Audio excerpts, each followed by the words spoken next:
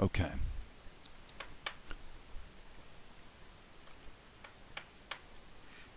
Okay. So we're in an interesting spot with this sequence that makes up the entire rest of episode 3. Because what I'm doing is I'm taking the storyboard and just basically spreading things out in order to do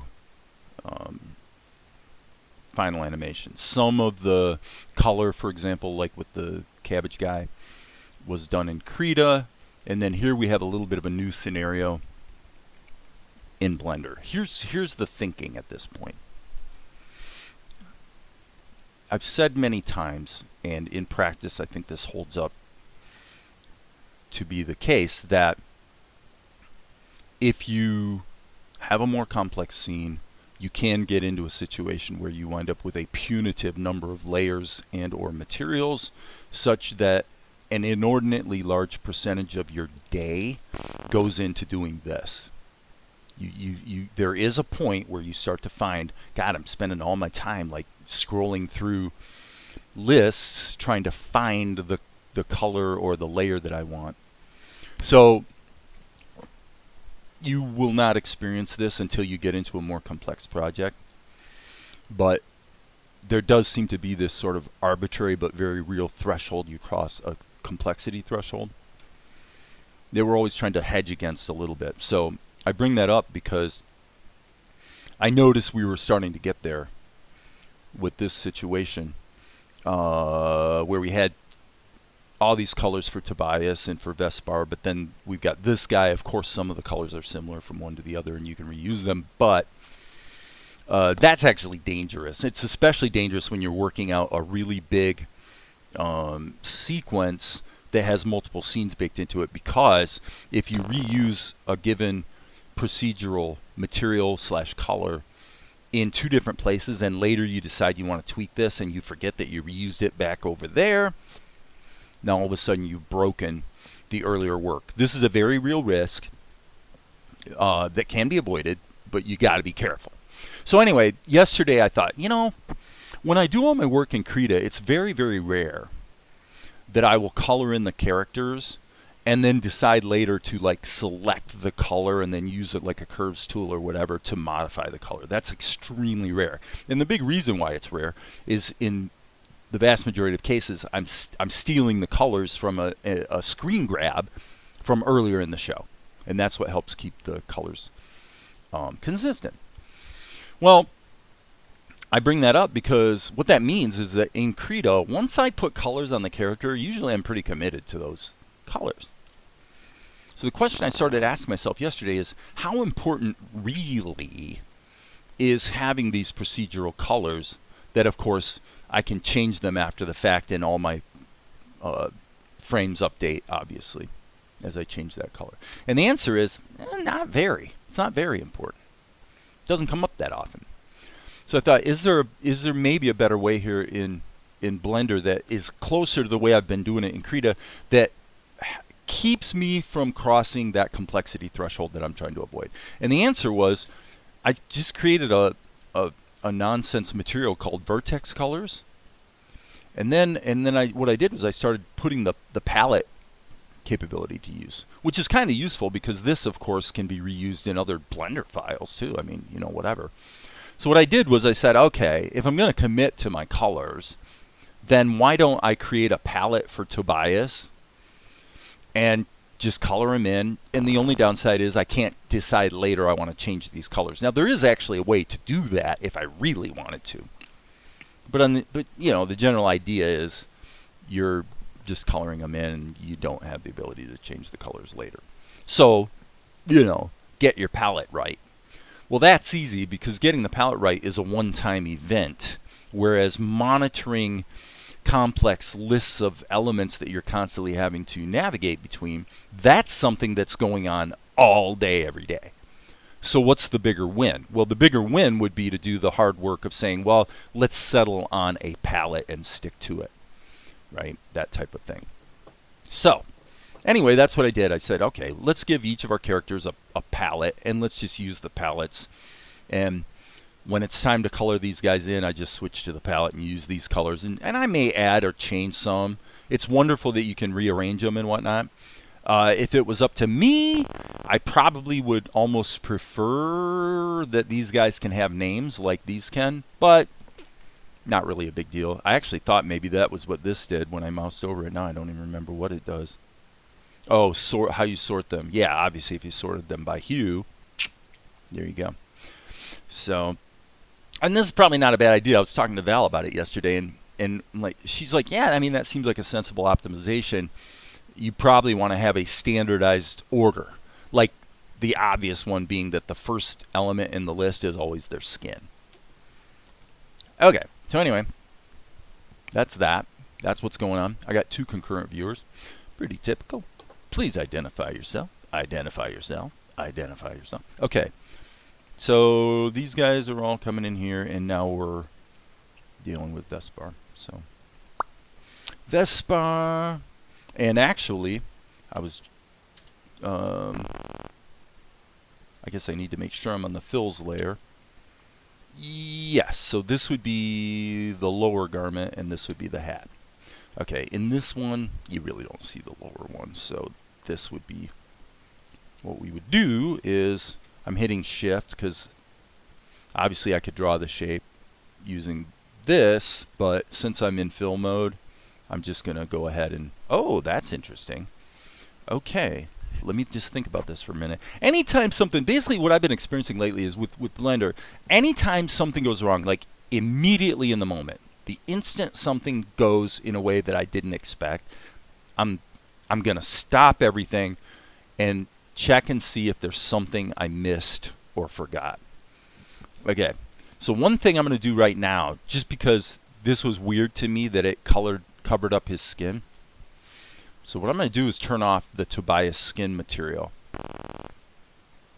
Okay, when I turn this off, this does not disappear, which tells me, yes, I used the vertex color to paint this. So why, then, would this be covering up his skin? I'm not sure what is it that makes the fill operation more aggressive, and I have to ask that question bearing in mind that this is not something I bumped into before, so something a little odd is going on. This precision, leak size, those have not changed in like forever. All right, I'm going to go ahead and make that as minimal as it can be. And yeah, why is it? I guess what we could do, just to be safe and avoid this problem, is just paint behind. Okay, so I guess for practical purposes that solves that problem. Now, this actually brings up another point for me, which is more egregious. Why, Dave, did I ink his mouth? That was kind of a bad idea. If the guy's going to be talking, then obviously his mouth goes on a different layer. Okay, so let's switch to the vertex colors, and then what I want to do is for Vespar, I want to add a color that's going to be, let me check something here. If I double click this, okay, so once you add it to the palette, that's it. Okay, fine. So what I'm going to do is I'm going to grab this color, sample that, and then make it just a little bit darker, and add that to the palette, because that would be the whites of his eyes, and they may not be light enough. Actually, you know what? Golly, this is where I don't want to be too anal about insisting on only using the palette. Like, well, now I'm using palettes, so that's all I'm allowed to do. I don't really want to do that. I did have a material here for whites of eyes, so I think for now I'm going to go ahead. I didn't like the way I did that, but I think I'm going to go ahead and use the whites of eyes material. You know, the problem with whites of eyes is you can get into a scene, and once you have them against their background and things like that, you can discover that it's a little too white. You know, it's a little too gray. It's a common thing to have to make minor adjustments to whites of eyes. Now, interestingly, along the lines of, forget what I was about to say. I was about to say something that had to do with keyframing these colors, but now that I think about it, that's actually a stupid idea, so never mind. Okay, so that takes care of Vespar. So let's see, they come together. Vespar's like blah, blah, blah, blah, blah. Aye, sir. Okay, so for now, I'm just going to go ahead and jump to Old Soldier and get him colored in. So on the fills layer, I'm going to go ahead and boop, insert a blank keyframe. And get, whoops. Okay, stop everything. Great example of what I talked about before. Okay. This is seemingly a bug. It does appear, like you guys saw it, I did click on this color. Sometimes, I don't know. I think my suspicion is when you switch palettes. No, see, this is what happens. I get a... Oh, I see what happened. Okay. So, when I switch to Old Soldier... Okay. Yeah, this is kind of a bug. This little indicator here tells me that this color is selected, so I just moved forward assuming that color was selected. That is not true. That's a bug. When I switch palettes... It shows me, perhaps you could argue correctly, it shows me the last color that was selected, but it doesn't actually select the color. Boom, you have to click it. So, just to be clear, friends. Okay, so I'm pretty sure this is the guy's beard. Okay, if I'm doing... That's not really what... Well, I mean, I guess I could kill the material. What I meant to do was kill the shadow layers. If you're wanting to check colors, obviously you don't want the shadows turned on. So this is kind of interesting because if I'm uncertain, that's interesting too. I pick the eyedropper. I click this material. Okay. So let's just see what happens here. First of all, what definitely does not happen is if this material is already in the palette, it selects it. That does not happen. It'd be cool if it did, but it doesn't. When I select these other materials,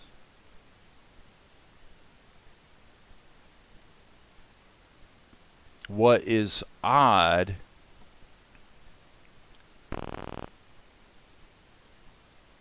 not quite sure how to interpret that. If it appears that if the color already exists in the palette, that it doesn't add it, but then sometimes it kind of does. So the question, I guess, here would be, are these two colors different or not? Let's take this. Let's look at it in hex. I'm just going to go ahead and grab that color.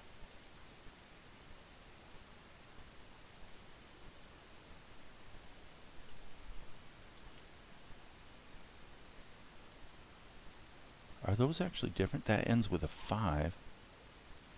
Yeah, they're the same. So I don't know. Blender seems a little inconsistent here. This would be that material. So, Awkward Penguin, hello, mostly lurking. Hello, Dave and everyone else. Hey, Amar. Okay, so yeah, if one of you guys knows, like, what I'm asking is, how ought I to think about this? What should I be expecting will happen? Like there, I click on Tobias's hair, of course it gets added to his palette. If I click on this, beard, I know that that color exists already. It does not add it. So is that what I should expect? What Blender says is, hey, if you eyedropper a color and the color already exists on the character, then we're not going to add it to the palette. And yet, in the case of this color, that seems to be precisely what's happening. Very, very very strange and a tad inconsistent as far as I can tell. So, the point of coming over here, of course, was to figure out what the colors were that I need to use.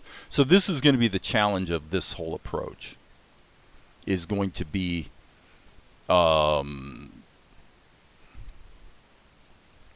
can we, basically without labels like we have here, does this become time consuming? Where it's like, oh, I'm spending a bunch of time just trying to freaking guess at which color I'm supposed to be using, and there's a good chance I'm going to make a mistake if I'm moving fast. If that becomes a thing, then this whole palette idea is going to wind up going the way of the buffalo, and I'm going to just have to resort to either long lists or something. Okay, today it's a bit strange. Well, I mean, I guess the coloring's not really more aggressive than normal. I'm trying to figure out where the freaking, like, why is it coloring his whole face? Why is it not bumping into, okay, and there it does. I don't know. I guess we have to manually touch it up a bit. The world will keep turning. So, it's not like I don't do that all the freaking time. Okay, there would be the whites of his eyes.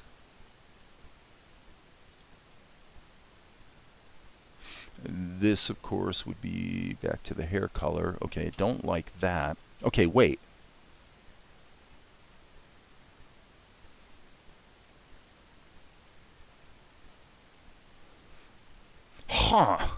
I'm moving too quick, and this is really starting to bug me.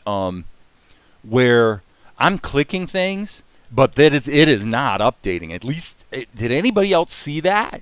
It went by so quick, and I accidentally corrected it so quick that I can't reproduce the error. But I swear to God, I clicked this color, went and started to color, and it was still on this color. And that's, I tried to reproduce it 10 minutes ago, and I couldn't. That's really, really weird. There's something about the either selection in the palettes. Yeah, there's something strange about that. Notice, by the way, how close you are to your stuff matters for Blender. It's going to do a better job if you zoom in. Okay, and we are drawing behind, so that means I can do this to touch it up. Right. Okay, I guess that'll work. What do we have here? Boom. Okay, so it's like the really light. I used the color for the whites of his eyes for this. I remember that. And that would be the light color. This would be the dark color. Got it. Okay. And we don't see the dark in this anywhere. I want to do that again. Closer. Boom, boom. Cool. Okay. Now, unfortunately, this I know will be correct. This, I can't remember. I'm going to have to look this up. Okay, hi guys. I haven't really been looking at the chat, but Chiz Yapo, welcome. Awkward Penguin. The more simpler palette, the easier, but that's always a risk of choosing the wrong color without labels. I know. It's just one of those things where I'm just not sure what the best way is. What is for sure is that when I'm doing it in Krita, once I fill a color area, I'm pretty well committed to it. By the way, just in case anybody's wondering, I deliberately put the arm here so that later I could select all these layers and animate it over top of the head. That was actually the whole mindset there. So anyway, on my other screen, should I pull up episode 2 or episode 1? I mean 2, actually. 2 or 3. I can't even talk. I can't even talk today. Well, there he is. There he is. Do we ever get a chance to see his full... Ah, okay. That's what I needed to see, friends. That's what I needed to see. Okay. So this, we could probably get away with doing that, actually, based on what I'm seeing. Okay, and then as long as we're here, is my sketch layer hidden? It is. Okay, so you can see that's what happens as he salutes. Okay, so therefore, let's go to... Actually, let's do it from up here. This is actually where palettes would be quite helpful. If you're using palettes anywhere where there's a constellation of many colors versus things that either want to be procedural or just are used absolutely frequently in every single scene. So in other words, a material for pencil test, a material for ink, highlights and shadows, you know, you're talking about half a dozen colors, and then a material for vertex colors. Probably not the worst way to work. Probably not the worst. Doing it that way, I wouldn't be switching between these two windows nearly as much. I shouldn't think. So anyway, I'm going to the lines. This would be a short list. It would actually fit. One thing I noticed a couple days ago was you can pull this down. It's like, oh, that's cool. Well, except no, because then when you close it and open it, it reverts back. And as far as I can tell, there's no way to change that, so that's not cool. So, anyway, boop, that's the color I want. What I need to do here is just... Wait a minute. Yeah, that's correct. Wait. Oh, right. Okay, so if you're new to Blender and vertex colors, this is something that you do need to be aware of. I've talked about this before. The bottom line is that in Blender 2.9x, the introduction, I should say, of vertex colors has been a real... It's a boon. I mean, once you find ways to use it, it's very cool. But this choice to be either using materials or vertex colors is kind of it's not exactly a global choice because it will change if you change what brush you're using. So it's kind of a weird relationship, kind of like collections and view layers, I guess. Point is this. If you're in vertex paint mode, that's a mode. So switching the color here doesn't mean diddly. It's going to remain in vertex paint mode. The only thing that's going to change going from this material to this material is it's going to change from, you're still going to have this color, but it's going to change from a fill or a shape to just a line, just the stroke outline. Anyway, point of the story is, remember to switch back to your material. Switch back out of vertex paint mode.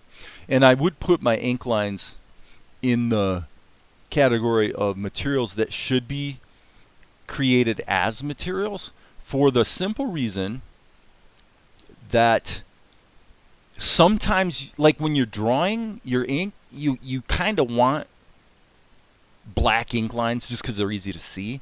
But then in practice, once you get the whole thing put together with the background and everything, sometimes you want to lighten the ink lines a bit. And being able to do that dynamically would be kind of cool. Okay, so I'm just going to close all those shapes. Technically, this should be like that. And so now let's go to the fills layer. Let's just switch back right now and see how this goes. So I am going to have to change to any solid material. It actually doesn't matter which solid material I pick. Sort of. Why do I say sort of? Here's why. The following I don't know for sure to be true, but I'm pretty sure this is how it works. If I go into vertex paint mode, I can now choose any color I want and do a fill. However, you can kind of think of the materials almost like layers, in that if I have a vertex color for each individual character, that would probably be better. Because my suspicion is, instead of using one material for all vertex painting, Why would this be a problem? Well, the problem would be if I go into my colors and turn this material off. Well, that just answered that question. Everything I was about to speculate turns out to be wrong.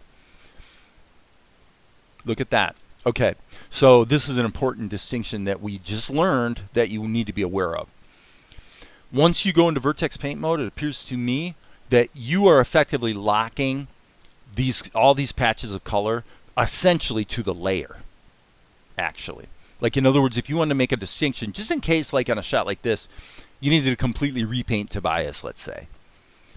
Well, can I easily turn off, like with one click, all of his colors? Well, no. It turns out okay, oh God, I am really getting confused now. Okay, do you guys witness that? You just saw it. You see what just happened? Over here, I'm speculating that if these are vertex colors, which they are, and they're tied to this material, then if I turn off this material, my suspicion was all of these colors would disappear because they're tied to this material. Now, am I wrong? And does it turn out that okay, this explains it. Okay, this explains it. Yep. Okay, so my earlier suspicion was right, which is this. It probably may be true that giving each character their own material, even though that material contains all kinds of vertex colors, so you kind of map the material to the palette. It's not a real connection, but you could think of it that way. Is probably not a bad idea. Why? Because then I can turn this off and literally all the colors turn off.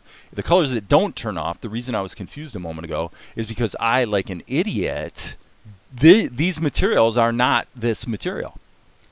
I was in the whites of the eyes, wasn't I? Okay, so what's the solution? The solution's simple. I'm going to go into edit mode.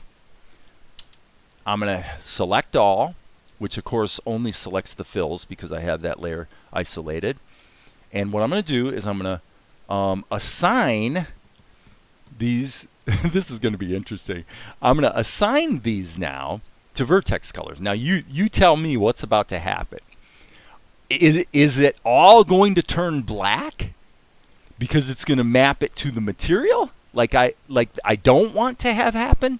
Or is it going to move all these unique palette vertex material colors back to where they're supposed to be?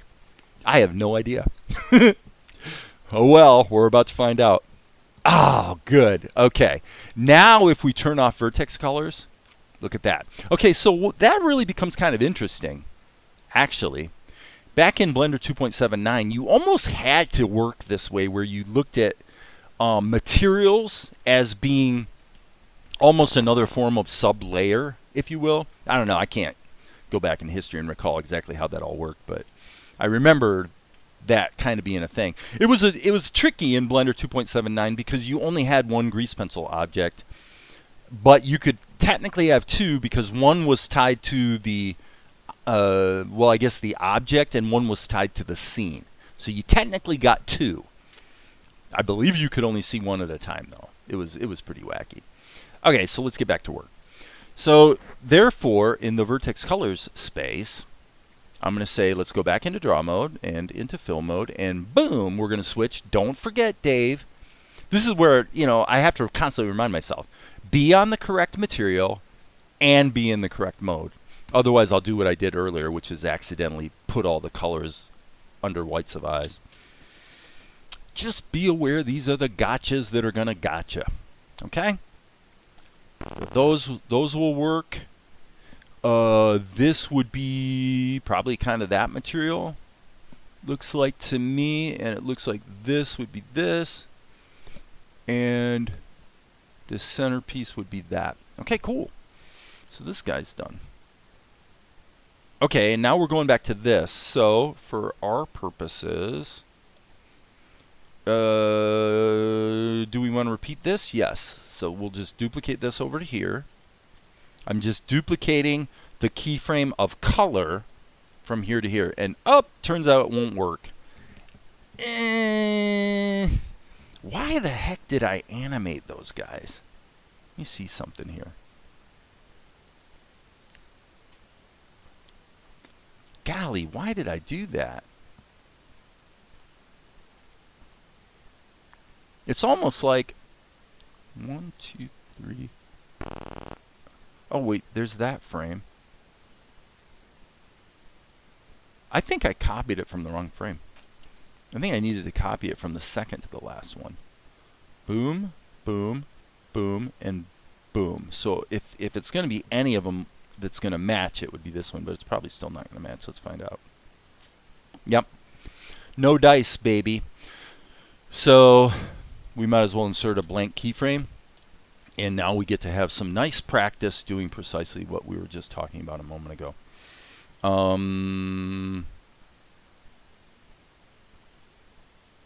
I inserted the blank keyframe on the wrong frame.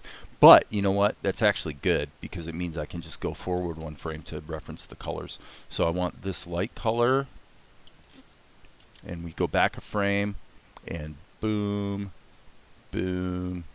Hello. Doesn't want to paint. Yeah, okay. I'm just making sure the color's correct. So give that a little bit more of an E. Oh, let's stop everything. Stop, stop, stop, stop, stop. Okay. What do we need to do? Switch materials, switch modes, switch layers. Seriously, friends. It's a bit to remember, but you got to pay attention. Okay, switch tools. Switch tools, layer, mode, and material. Just saying. Okay? This is kind of technically wrong. Let's see. Hold on. Let's stop everything here for a minute. Changing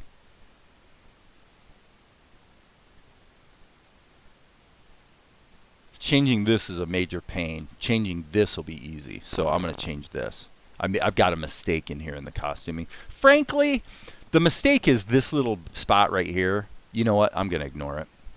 I don't care. Not one person in a quadzillion would ever notice that mistake. Okay. Therefore, putting this line here was important, but other than that, we're good. So what do we need to do? Switch modes, switch tools, switch layers, switch materials. It is a bit to keep track of. Okay, so right here, obviously, we've got the problem of no bottoms here. So let's just do that. Okay, we're cool. Are we in behind mode? Yes, we are in behind mode. So I believe this is going to be the light brown color. So behind mode meaning draw strokes on back. Perfect. Okay. Okay, this is...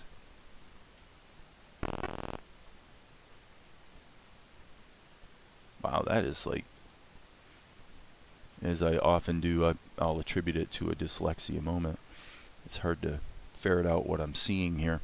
Okay, his beard appears to be enclosed. Oh, oh, right there, you guys just saw it. You just saw it.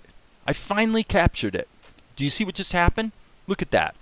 I switched to the beard color, and it filled it in with the color that was active previously. So that proves it, that yes, this is a bug.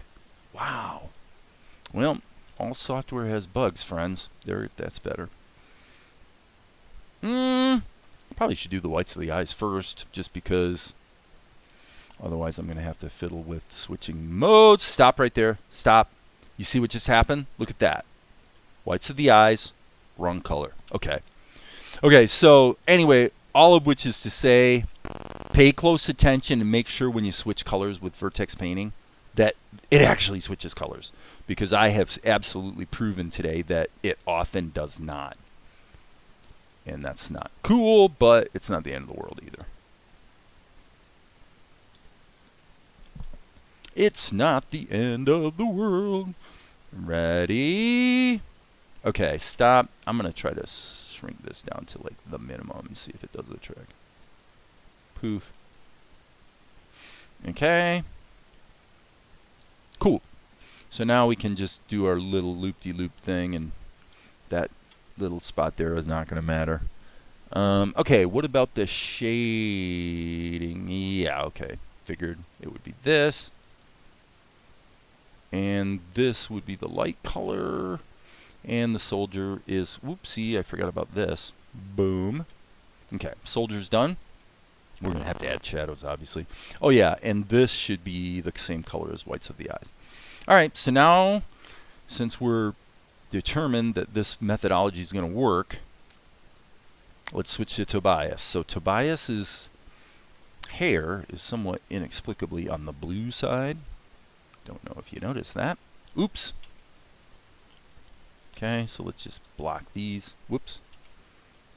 I seem to say whoops a lot.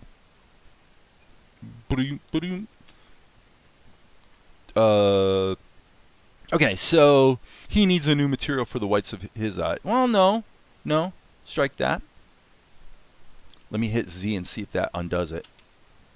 Okay, it appears that accidentally adding a palette entry is not undoable. So be aware of that. All right, so over here I'm going to switch to whites of eyes. Okay, stop. You've got to switch modes if you're going to do that. Okay. I'm going to turn this off for a minute and see. Okay, so it's drawing there. Apparently, well, I can check it this way. Yeah, let's just lower that a little bit. That should be slightly lower. Anyway.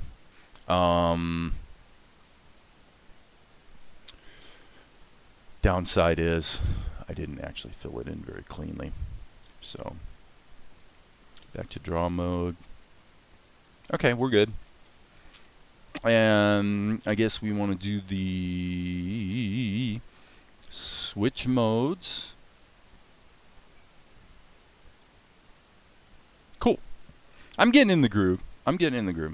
It's coming along slowly. Okay, stop. Okay, why did it fail? Doesn't matter. We'll switch to draw strokes on back, and that solved it. So, problem solved. I'm not going to nitpick all the reasons why it might be behaving in a way that's less than stellar. Okay. Unable to... Right here it is. Right here's the problem. Come on. Come on. All right. Okay. Tobias. Got it. Okay, so this is this. This obviously is skin. And then the... Ooh. Oh, boy. Okay, hang on. Yep, I forgot to add that. I am a fool. Okay, so what do we do? Switch modes, switch materials, or switch tools, switch layers, switch materials.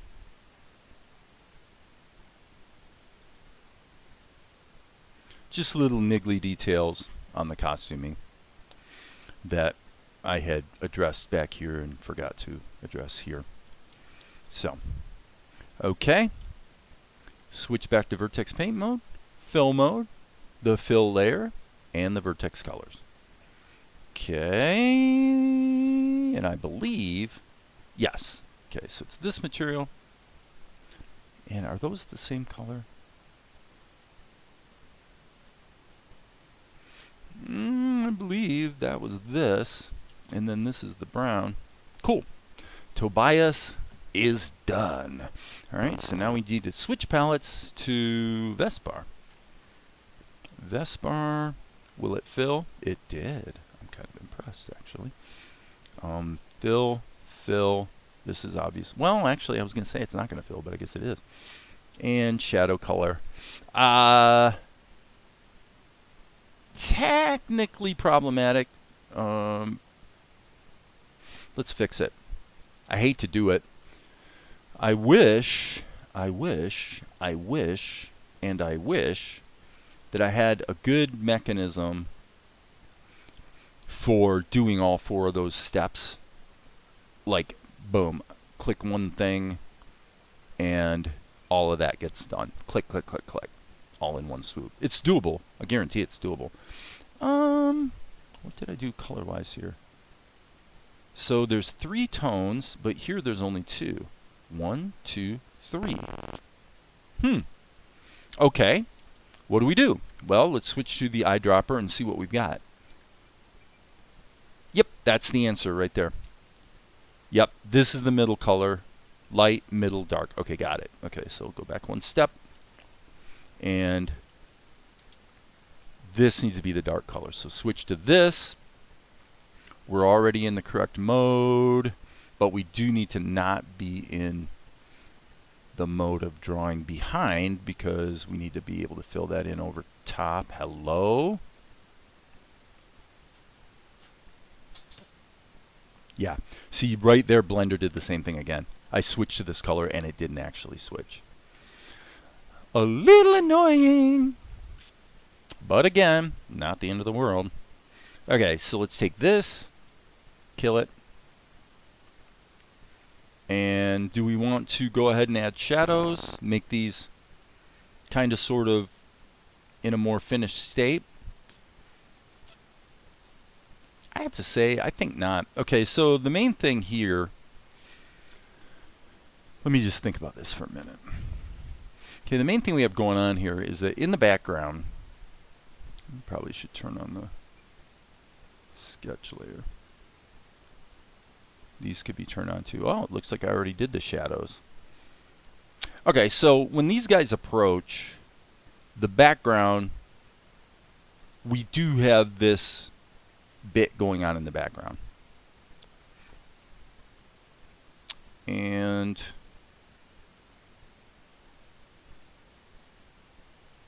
so when we go back to this shot, he's in the picture, and then we cut to a close-up of him. Okay, so I probably took, I don't know, I can't tell, but I might have taken that ink and actually just shrunk it down into this picture, which means he's supposed to pop up into this one. See right there at the end? Boop. Okay. Let me just think about this for a second, friends.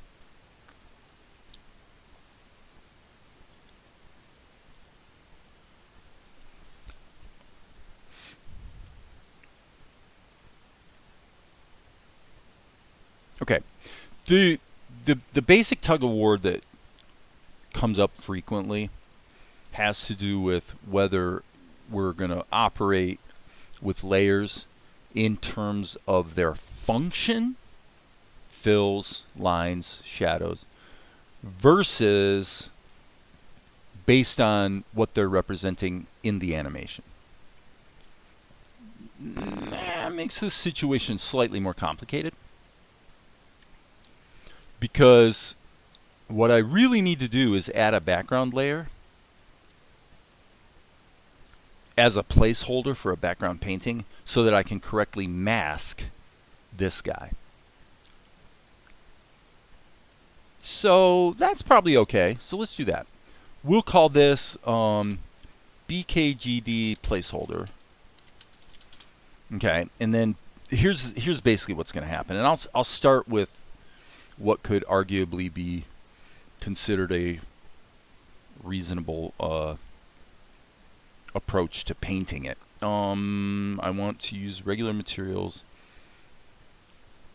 because in other words, what I'm doing right here, I may build on later for the actual background painting. So let's just get it started sort of intelligently.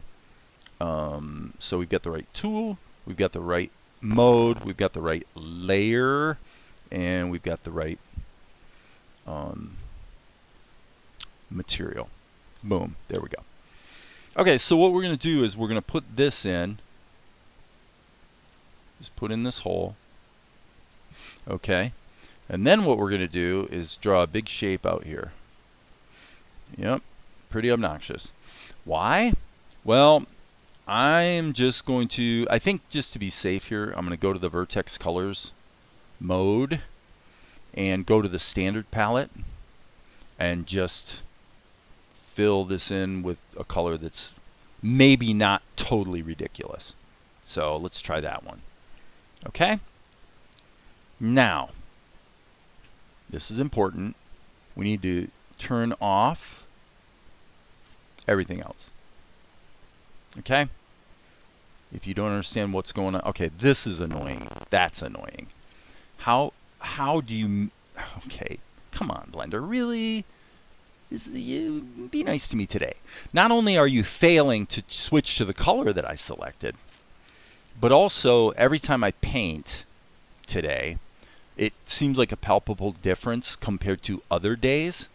Literally, Blender can't ferret out the fact that this is a shape that needs to be not filled, right? So what it appears to be is that an interior shape that creates a hole, effectively, is it that Blender doesn't understand it? I don't know. Inio-san, hey.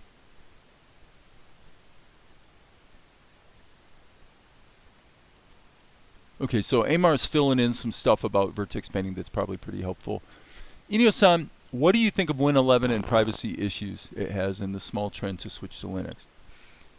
Well, number one, on my really, really hot laptop, I run Linux. I don't run. So I have a completely matching setup with Blender 2.93 on that laptop. And I despise Windows 11. I have Windows 10 actually on the 8-core machine that I'm looking at over there. And privacy is a joke. There is no privacy.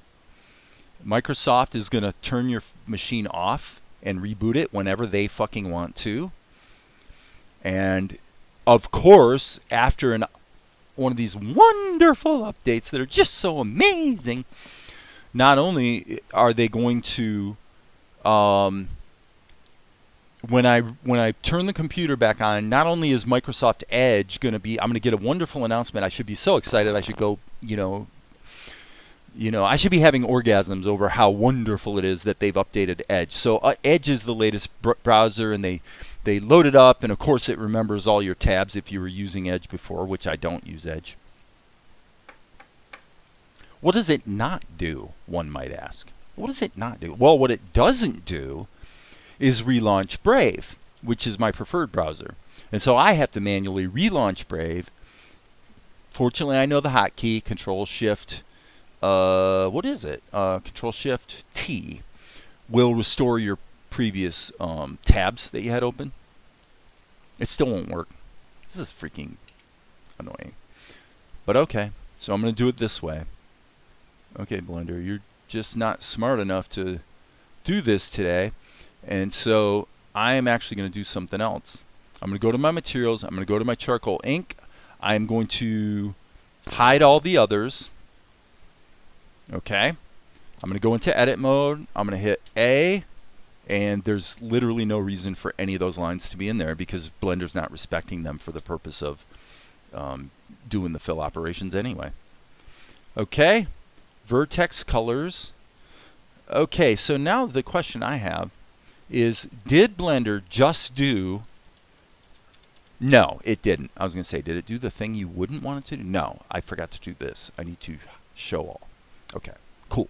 So this will work. So I'm just going to do it this way. Because if Blender can't swing it, then I guess we have to do it the hard way, and the hard way only takes a minute, so no big deal. Okay, so that's the window. At least the hole through which the window will be seen. Now let's go back here, and what we're going to do is, since the dude gets animated separately. Okay, so anyway, Inio-san, the answer to your question is I have no use for Windows. There's literally one reason why any of my machines run Windows at all today. Because even the legacy software I use that ran on XP will run with VirtualBox on Linux, no problem. Okay. So I'm totally a Linux guy. I happen to use Linux Mint, although I've gotten comfortable enough with, the command line and sort of the Linux way of doing things that I could probably be functional with almost any distribution. I've written the bash scripts to automatically connect up all of the drives on my network so that they're all accessible from all machines. Because we're talking about multiple mobile devices, plus the studio computer, plus the 8-core machine, plus the 12-core machine I'm working on right now, plus the new laptop, which is the 32-core machine. To which you say, well, why do you use Windows at all then? And the answer is because of my tablet screen. XP Pen, it turns out, I didn't know this before, but XP Pen is legendary for having piss-poor Linux drivers for their tablet screens. And I have 2 XP Pen Digital Artist 16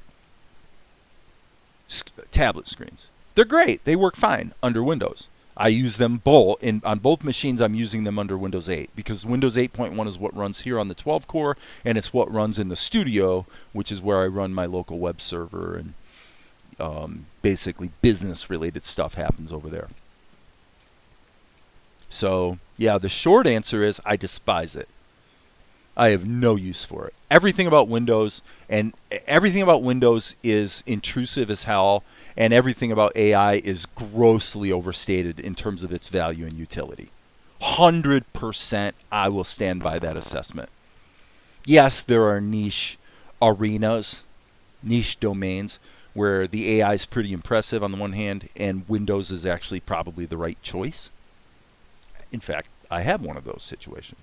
What is that situation? I have a tablet screen. I have $1,200 worth of tablet screens, which don't work worth beans on Linux, basically because the drivers will not give you accurate tracking, and whatever you're drawing is perennially hidden under your stylus. So no matter where you put your stylus, what you're drawing is just enough underneath it that you can't see what you're doing. I've heard that the Huion, or however you pronounce it, Huion, I've heard that their Linux drivers are very good, and if I go to a 24-inch tablet screen, which could definitely happen this year, I've been doing so much, you're looking at, I think, $600 to get a 4K. No, that's $1,000. It's $600 for the HD one. So the 4K one's like $1,000. With Huion, you're looking at, or Huion, whatever it is, you're looking at somewhere between $6,000 to $1,000 for a 24-inch tablet screen. But what I hear is that their Linux drivers are quite good. If I had that, I could literally take my entire digital life and get rid of Windows forever and only do Linux. That would be very much my preference. And I still have Windows apps that I use on Linux, you know, no problem. I mean, Reaper. I use Reaper with Wine, and yes, you could score a whole feature film using Reaper, the Windows version, under Wine on Linux. On the other hand, Reaper does have native Linux versions nowadays. But the version I use, which is like 10 years old, he didn't have a native Linux version back then. Okay, so anyway, this gets back to what I was saying earlier, is the danger now is that in order to add the animation that I want to add without introducing problems, let me think about this for a minute. Okay, yes. I have to put this character in a different layer. I have to. You know why? Because not only would the animation be easier, not very much easier, but the basic problem is I need him to be masked by this. But if he is masked by this, and he is in the same layer as these guys, then that would mean that these guys are being masked by this, which is precisely what I don't want to have happen. So, I'm going to take the step of calling this Tavern Keeper. Okay, so now for the first time, I'm creating a layer that is not named based on its function. What am I trying to say? These are all labeled based on their function within the software, you'd say, or within the animation process. This is being labeled based on its function within the story. Does that make sense? Some people do it one way, some people do it another, and probably a lot of people don't really think about it too much. but it actually kind of makes a difference. Anyway, here's the key. This layer has to be masked by the background layer. And what should happen now, we can do it, we can test this very quickly this way. Let's go, I don't really want to use that one. I mean, I guess I should, because that's the same one that, so I'm going to go into edit mode, grab this. Okay, stop everything. Stop everything. Go to the lines layer. Okay, Control C. Now I'm going to go to this layer. And by the way, why does it, oh, I see. Got it. Okay, so here's what I'm going to do. Hopefully this will drop it into the correct layer. So I've dropped the keys in, or the keyframe, the strokes, I should say. Yes. Okay, that worked.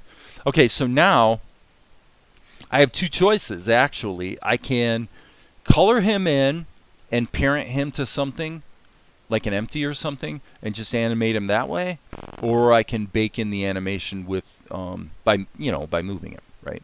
So the key factoid is that if we turn the visibility of this layer off, what we're looking for is we want this guy to be masked. Okay, and now we're going to find out if okay. Yes, there we go. What? Invert the mask. I had to invert the mask. That's kind of weird. That doesn't actually make sense to me, but that's okay. The background placeholder I'm going to turn off. Oh, you can't turn it off. Ah, come on, Blender. Seriously? Well, that kind of sucks. Why do I have to see it in order for it to work? Okay. And of course, what I did was I colored it in with a vertex color, which means I have no way to make it invisible now. That kind of sucks. Okay. Well, this is life in the world of animation. This happens often, and it's just part of the way it goes. What are you talking about, Dave? I'm talking about the fact that all of this has to be redone now. Because I can't make it invisible and have it still act as a mask, apparently. Now, if anybody in the comments has more knowledge and I'm missing something obvious, please let me know. That would be cool. But it looks to me like we need to get rid of all this.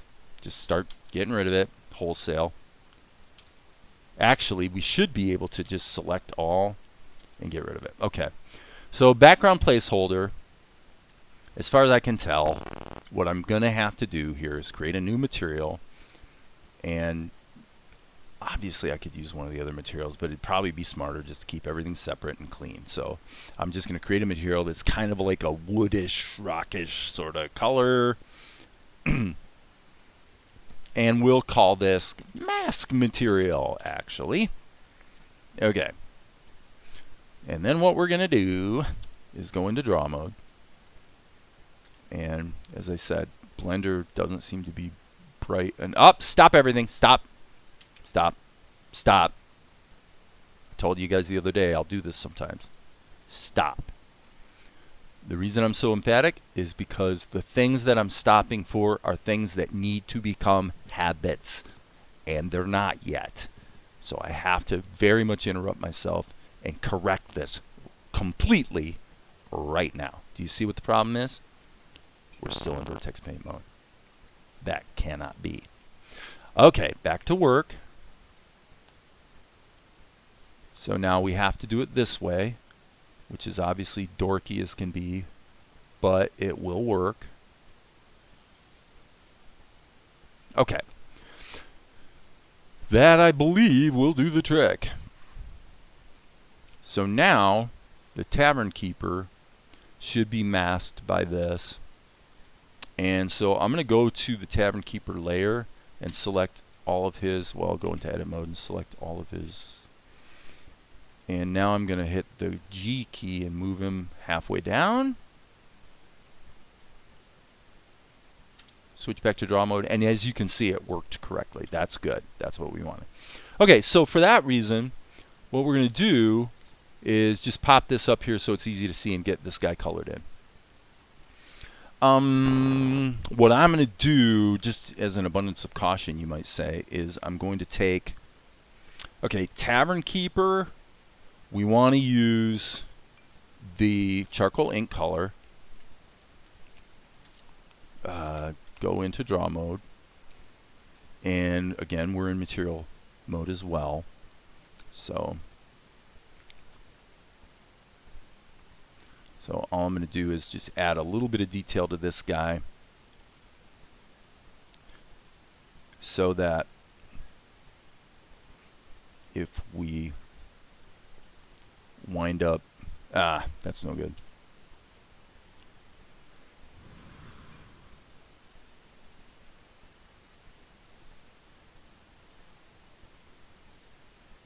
Yeah, guess I'll just turn that layer off. Why does it keep turning the... Oh, that's masking. I was thinking it was unmasking. Okay, cool. So now, does this help at all? No. Okay. This guy's a fairly buff guy, so... Whoops.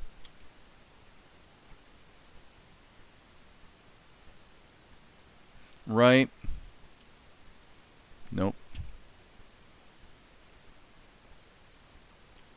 That can be like that. That can be like that. So we'll turn the mask back on.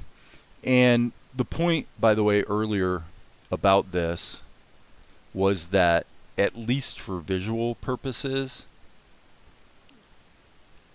well, what I was going to say is that the alpha can just be turned down. Oh, no, it can't. Oh, masking doesn't work. Okay. Got it. Maybe that's what I needed to do earlier. I'm not really sure. But, okay.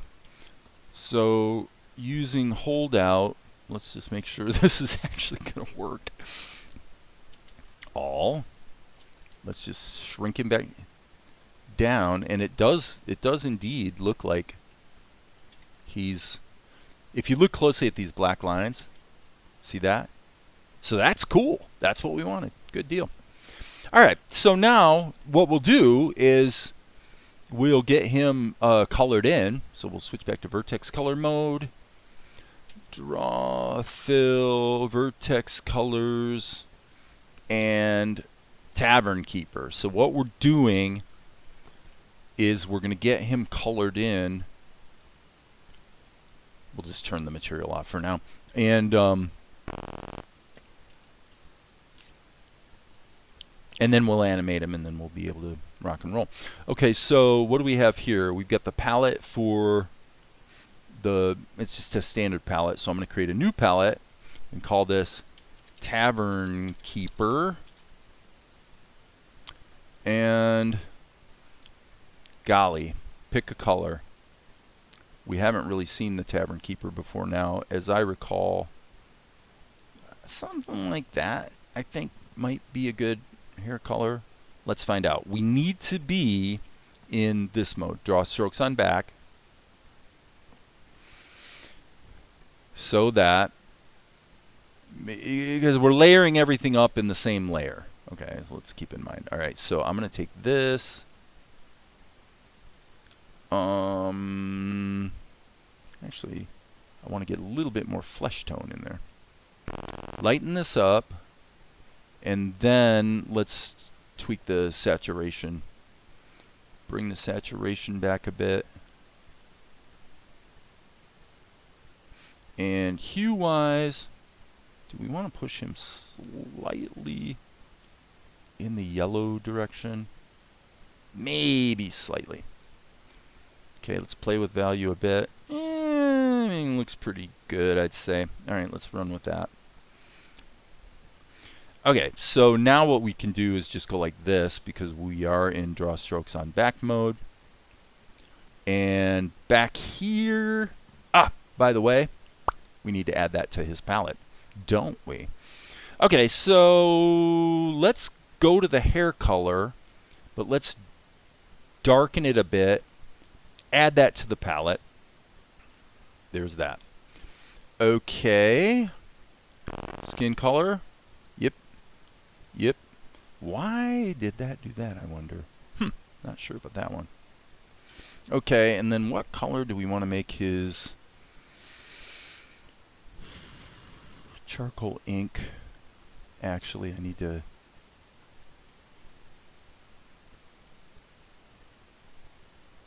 add those. I forgot about those. All right, guys. Somebody put something in the comments. What color do we want to make this guy's outfit? Just pick a color. I don't care. It doesn't matter what color we make it. So, you guys tell me what color we want to make this. It can't be a stupid fluorescent color, you know, or something of that nature. Okay, we're switching back to vertex paint mode. Switching back to vertex colors. Notice, by the way, look what it switched me back to. Switch me back to that mask color I had earlier instead of remembering what we had earlier. Okay, nobody's talking, so I'm going to pick some variation of bluish greenish. Very desaturated.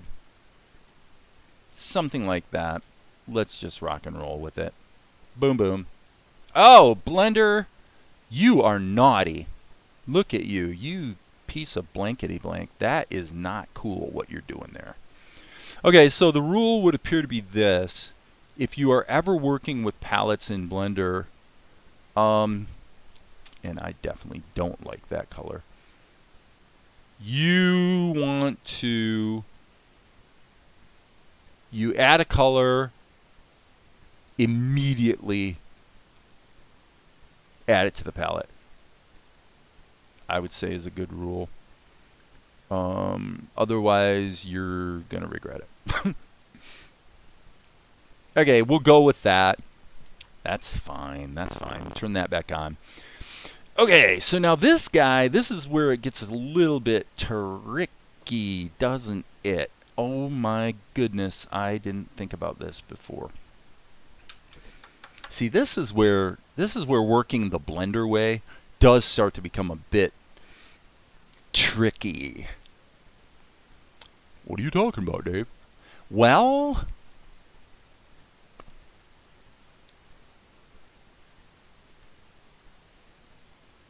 I guess actually it's not a big deal. I guess I can use the shadow color. I'll go back to material mode, and I can add shadows to this guy, bearing in mind that, yeah, I was thinking of it in terms of something about the shadows, because the shadows are typically on their own layer. I'm thinking, wait a minute, then I would have to mask the shadows the way I... This is complicated. I'm sorry, guys. The shadow layers are always masked to the colors. Okay, so you can see the shadows end at the edges here, right? Obviously. However, in this case, they would need to be masked also to the background placeholder, right?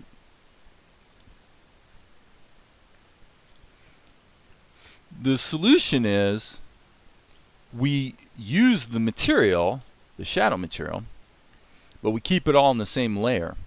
And then we just be careful putting the shadows in. Make sense? So, in other words, very carefully. Okay, stop right there. Stop. Undo that. First of all, obviously, that. But second of all, okay, got it. Okay, the shadow material, let me back up 10 steps. When I first said, oh, this is going to be a problem, the reason I said it is because if you notice, in vertex paint mode, there's one very unique characteristic of the palette colors. And that characteristic is they have no alpha. You cannot make them semi-transparent. Now, you can adjust the mix factor. Here's my thinking then right now. I'm totally spitballing here. Let's just play with this. If we take the vertex color material, okay, we can turn them off So my question is, okay, so if you change the alpha of the material itself, all of the vertex colors go transparent. Okay, so that's a little problematic because what it means is this only works if the transparency is baked into the material, but we never do it that way. Why? Because with shadows, the transparency in the shadows will begin to pile up on top of itself. So like if you have two lines that cross each other like that, this region in the center will be darker. You get it? And so the transparency of the shadows is baked into the layer, not the material. What does that mean? It kind of means I can't use the shadow material or the shadow layer. I can't use either one of them here in the on this guy. What do we do? What do we do? Well, there's more than one way to skin that cat. You could do it the really old school way, which is just create a bunch of palette colors that are slightly darker versions of what we see here. I don't like that idea at all. Okay, so let's try something. Let's add a new material. Let's go to, okay, we're going to just try this and see if it works. This should be fun and interesting. Okay. What I'm going to do is grab a color here that's as neutral as can be and make it completely black. Okay, so the problem is if I turn the mix factor down, I'm trapped. It does appear to have transparency, doesn't it? Nope. So you can't do the mix factor because even if this worked the way I'm thinking it might work, which it doesn't, then turning this down would only work if the underlying material was transparent. But we just determined that if the underlying material is transparent, all of the vertex colors turn transparent. So, what's the solution, friends? Well, we could create a new material called vertex color. I know. Well, no. Let me think about this. I know. Here's what we're going to do. We're going to try this. Let's go to the highlight color because the highlight color we know has alpha of 150. That's good. That's what we want.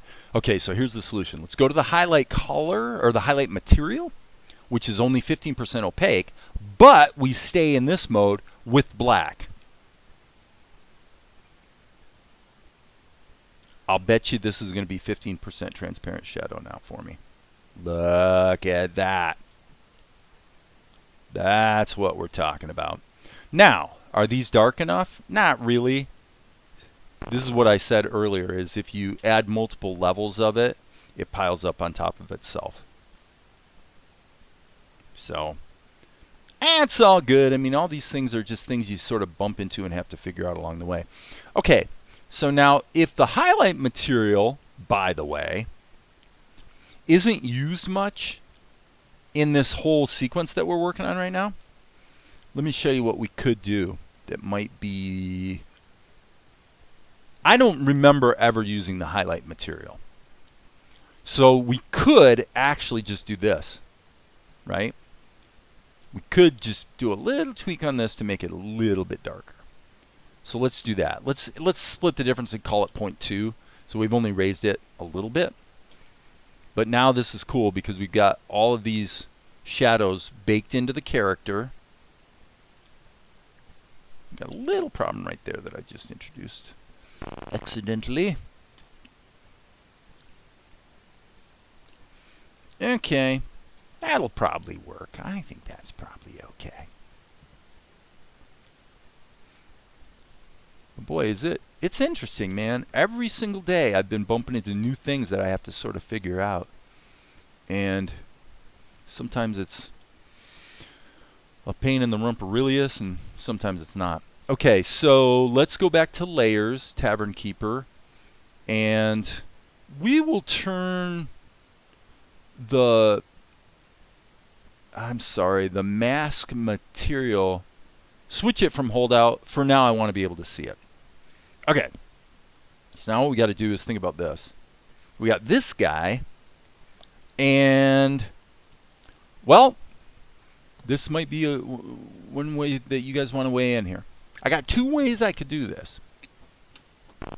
I could add an empty to my scene and parent this layer of the tavern keeper to the empty.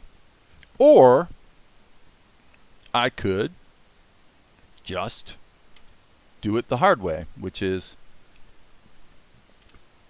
grab this character and all of his constituent pieces. Okay? And what we're going to do is pop him down, pop him up with probably a 1-frame recoil. Go back to this, go to draw mode, interpolate, and now all we have to think about is where this falls timing wise. So the background placeholder, by the way, should actually be back to here. Okay, and then when we get to here, obviously the tavern keeper should have a blank, I key, blank keyframe. And by the way, for what it's worth, this should have a blank keyframe as well. Get rid of it. Okay, cool. So now we just look at how this flows. Yeah, okay. So what we have here is that because of the, I guess what we'll do here is, I guess those are selected. Okay. Nope, darn it. Okay, I need to hit the tilde key. Okay, so in other words, this was going to be a very short cut, but now that the tavern keeper's in there, it's making it a bit longer cut. But I like that. I mean, I think that works. Let me go to here. Boop. Hit Control End, which basically locks the timeline to this region here. Okay, so what I'm going to say is I'm going to grab these guys and just lock that there. So now if I hit the S key to shrink, it's actually just going to compact these keyframes. I want it to be more of a pop.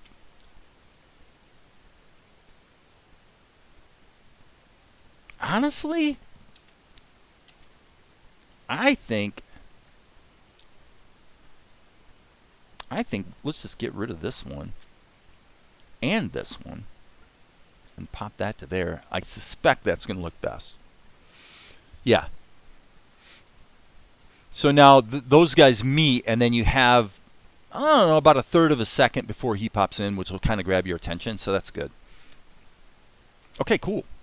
So now this guy's done other than lip sync, and so now we're up to here, and this requires a bit of consideration as well. So I'm going to go Control Home, and then I'm going to go here, 1 frame back, Control End, and okay. So all he does is say "sir," and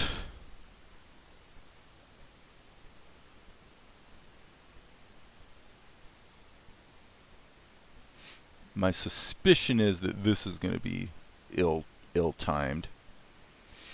Okay, so first thing let's do is we've got to determine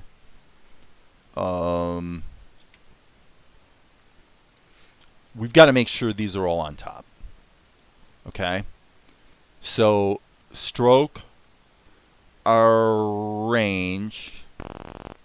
What I'm curious about is if we do bring to front, it did exactly what I was hoping it wouldn't do. Okay, so now the problem Blender has is Blender's saying, well, do you want everything in front? Do you want the color to be in front of the lines? What are you exactly wanting to arrange here? So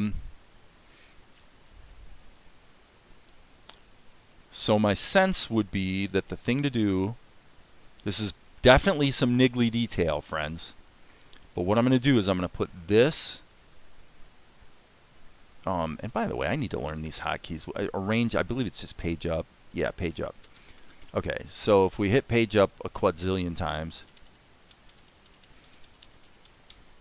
okay, and then we turn the lines back on, but turn the fills off, then I'm going to do the same thing. Page up, page up, page up, page up, or to be really meticulous about it, you could say bring to front. So now theoretically, when I turn everything back on, two things are going to happen. One is the lines and the fills are going to be arranged properly, which they are, but more importantly, when I hit the G key, you see that? Why am I seeing the lines through? Ugh, golly.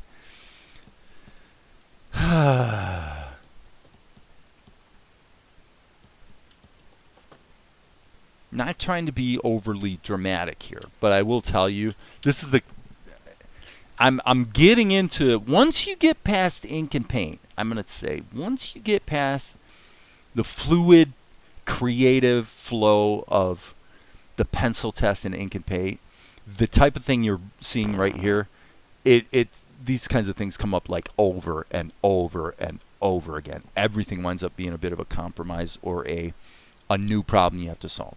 In this case, okay,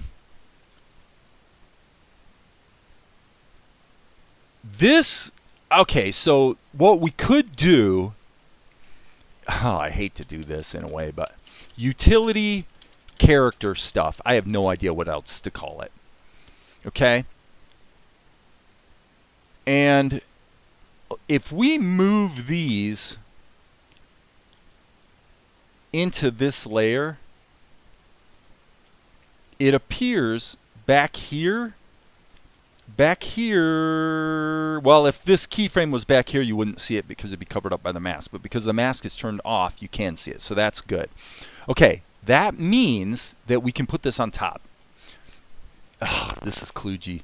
Well, and by the way, just to be clear, I am paying a price right now for doing something that quite a long time ago I said I was never going to do, which is try to pack an entire sequence into a single file. See, the thing is, in Krita, you cannot do this. There's no way you can do this. You get over 100 frames, it becomes punitive performance-wise.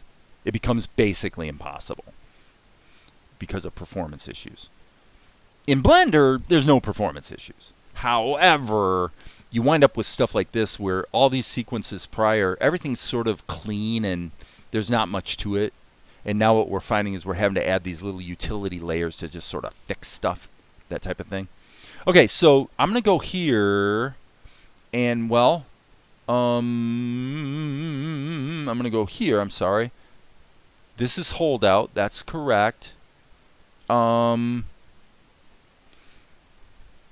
did I apologize, guys. I'm absorbing so much information and solving so many problems so fast that I'm solving problems and literally 10 minutes later I don't remember what I did. I do not remember right now how I managed to mask him correctly using holdout, but I turned the background layer off. I couldn't see it. But here I see that, what did I don't remember what I did. Is it this? It's not that. Did I turn the opacity down? No, that doesn't make it work. So if anybody remembers, post it in the comments. I literally don't remember what I did. Just 20 minutes ago or whatever, I had this all working, and I did not, unless I'm remembering wrong, I didn't need to have this color turned on in order to have the mask functioning. Now I literally can't remember what I did to make that work. Okay, it looks like I have a call coming in. That's my son, so I'm going to turn off audio. I'll be right back.